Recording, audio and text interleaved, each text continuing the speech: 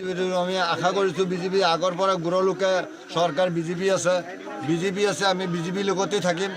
আমি হিমন্ত যিটো ন্যায় কৰি আছে, যুক্তিমূলক ন্যায় কৰি আছে, হিমন্ত বিশ্ব শৰ্মা মামাক কৈছোঁ যাতে আমাৰ ডিং সমষ্টিত এটা ভাল উপযুক্ত এটা কেণ্ডিডেট দিয়ক, তেওঁ আমি জয়যুক্ত কৰিম। আমি ৰাইজক লৈ যিমান সহযোগিতা কৰিব লাগে আমি কৰিম। বিজেপিৰ আইন একেবাৰে বেয়া নহয়, বহুত ভাল। কংগ্ৰেছ আঙুলত যিটো দুৰ্নীতি আছিল, এটা ঘৰ পালে 3জনে গোচ খাইছিল, বিজেপি চৰকাৰ এইটো নাই, সব অনলাইনত কৰিছে কাম, সব ধুনীয়া কাম কৰিছে। আৰু এইটো ৰাইজৰ আমি কিন্তু চৰকাৰৰ লগত মিলি আছোঁ আৰু চৰকাৰৰ লগতেই থাকিব লাগিব, আমি ইয়াৰ বিপৰীত যাব নোৱাৰিম। আমি খাদিমুল ইছলাম ছাৰক আমি বিজেপি কেণ্ডিডেট আমি ডিং সমষ্টিত যোগ্য বুলি ভাবিছোঁ আৰু তেওঁকহে লাগে টিকেটটো। তেওঁক দিলে আমাৰ মন পচন্দ হ'ব।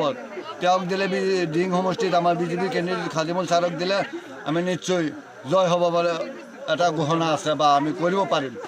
যোগ্য মানুহ ইতিমধ্যে এটা কথা চলিছে যে ডিং সমষ্টিটো হয়তো এজিপিক দিব পাৰে, আপোনালোকে কি কয়? এজিপিত আমি আম মানুহ ইমান এটা বুজি নাপাওঁ, আমি কিন্তু এইটোৱে বুজি পাওঁ, আমি খাদিমুল ছাৰক আমি পচন্দ কৰিছোঁ, বিজেপি কেণ্ডিডেটকে আমি পচন্দ কৰিম, বেলেগ আমি বুজি নাপাওঁ। আম মানুহ ইমান এটা বহলাই ক'বলৈ নিবিচাৰোঁ। মামাকে মোক ঘৰ দিছে, অৰুণোদয় দিছে, নিযুতমইনা আঁচনি দিছে, মই মামাকে বিচাৰোঁ। এইবাৰ মই মামাক বিজেপিত দিম। মামা চৰকাৰ হোৱাটো বিচাৰেনে? মামা বিচাৰোঁ।